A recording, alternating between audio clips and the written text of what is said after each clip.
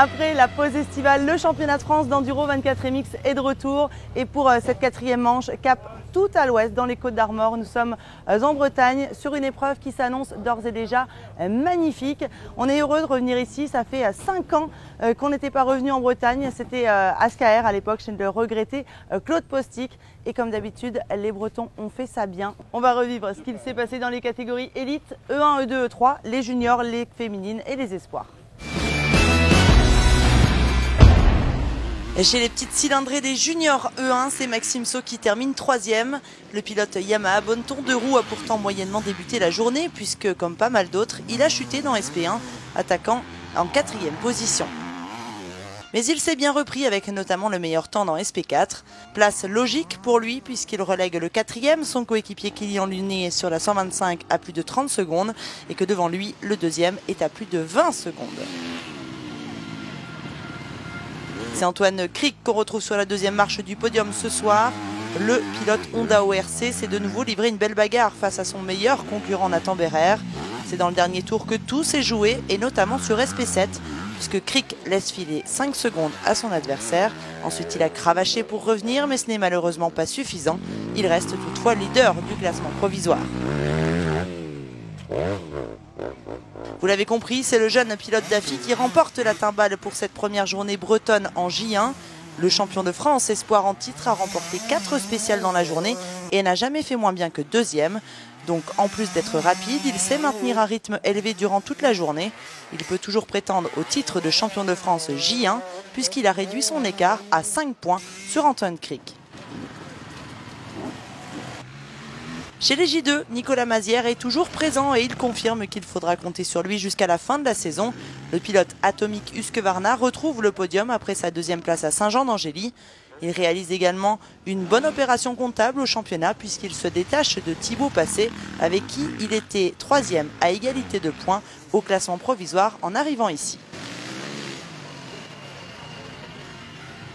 Il aurait sans doute aimé remporter cette journée ici sur ces terres, mais ce ne sera encore pas pour cette fois. Pourtant, Léo Lequéré arborait fièrement ses couleurs bretonnes sur son maillot aujourd'hui et il ne lui a pas manqué beaucoup pour transformer l'essai. Il ne compte que 7 petites secondes de retard sur le vainqueur ce soir. Le local de l'étape s'est imposé sur 3 spéciales, mais il en manque toujours pour monter tout en haut du podium.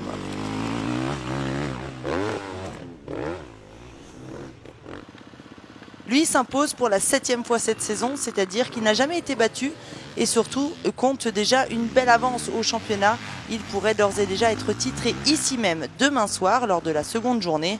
En espérant ne pas lui porter la poisse, il a sans doute déjà fait ses propres calculs, mais en remportant 5 spéciales comme aujourd'hui et en faisant au pire un 2e temps, on voit mal ce qui pourrait arriver au seul officiel Husqvarna France pour ne pas repartir couronné de Bretagne. Enfin, en J3, moins de bagarre cette fois. Victor Van der Rohe, le leader du classement provisoire, termine 3e, mais à 1 minute 30 de la gagne. C'est Nils Sterick qui termine 2e des grosses cylindrées de la catégorie junior, mais lui aussi bien distancé du vainqueur puisqu'il laisse filer près de 50 secondes sur la journée. Et enfin, victoire de Max Vial, le pilote Atomic Beta, sans surprise puisqu'il a remporté toutes les spéciales de la journée.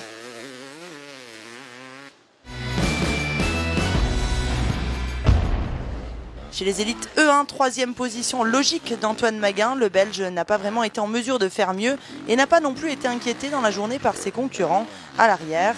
Il compte 47 secondes de retard sur la gagne et près de 11 secondes sur Julien Gauthier, qui est deuxième. C'est le pilote Yamaha Bonneton de Roux qu'on retrouve à nouveau sur la deuxième marche du podium. Une fois de plus battu par plus fort que lui en terre bretonne. Il n'était jamais bien loin de Taroux, mais a cumulé les petites secondes par-ci par-là. Il comptait 22 secondes de retard avant la dernière spéciale, mais il a fortement chuté, abîmant la moto, guidon silencieux. Il compte ce soir finalement 36 secondes de retard sur Gittard.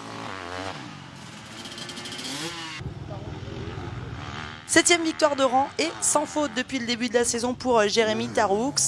L'officiel Sherco n'a pas failli et s'est imposé sur toutes les spéciales de la journée. Demain, sur un terrain défoncé, l'ex très bon crossman devrait de nouveau donner du fil à retordre à ses adversaires.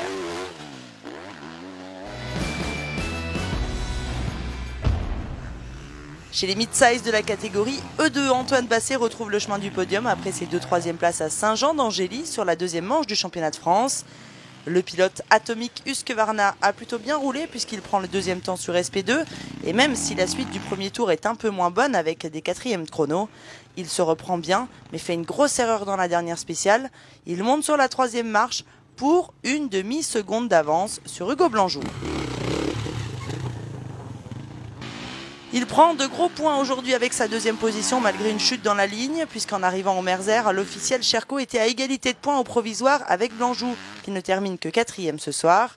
Théo Espinas s'est même offert le luxe de remporter 2 spéciales devant Loïc Larieux et il boucle cette première journée bretonne à une quinzaine de secondes de la gagne. Il s'impose de nouveau et comme Taroux en E1, Loïc Larieux réalise le sans faute en championnat de France avec une nouvelle victoire en élite E2. L'officiel TM Racing X-Centric a fait quelques erreurs dans la journée, dont 2 chutes dans les 2 premiers tours. Il prend le 3e temps sur SP2, 3 et 4, et le 4e temps seulement, c'est pas dans ses habitudes sur SP8. Venu en famille avec sa petite fille de 2 mois seulement, les nuits sont sans doute un peu agitées pour le pilote officiel TM.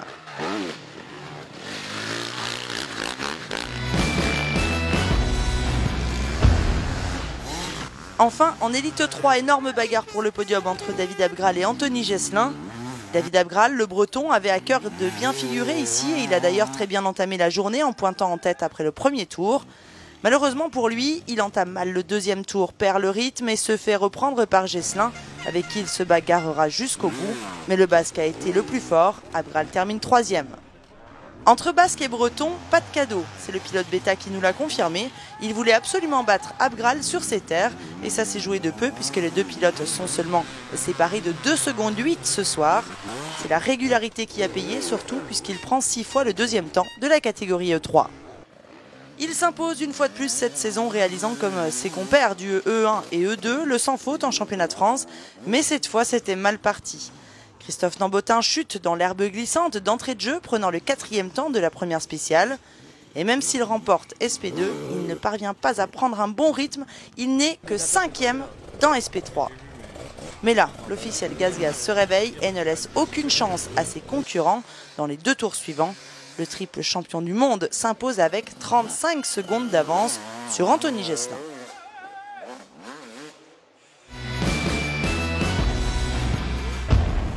Chez les espoirs 125, 3e position pour le jeune pilote B2R, Guillaume Heurtier. Il menait jusqu'à la dernière spéciale, malheureusement. Une chute et un 9e chrono lui coûtent très cher. Il termine à 2 secondes 7 de la victoire.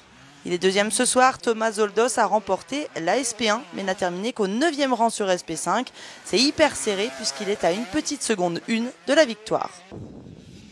C'est le leader du championnat Espoir qui s'impose sur cette première journée en Bretagne. Pierrick Mermier, le pilote d'AFI, conforte son avance au classement provisoire.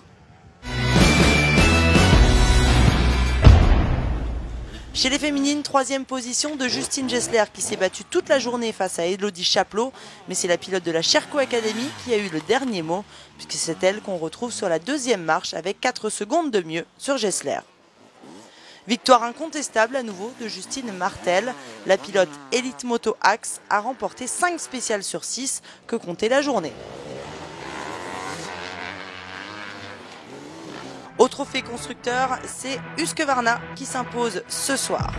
Merci de nous avoir suivis. Rendez-vous demain ici au Merzer en live au départ de cette 8e journée du championnat de France Enduro 24 MX. Ciao, ciao.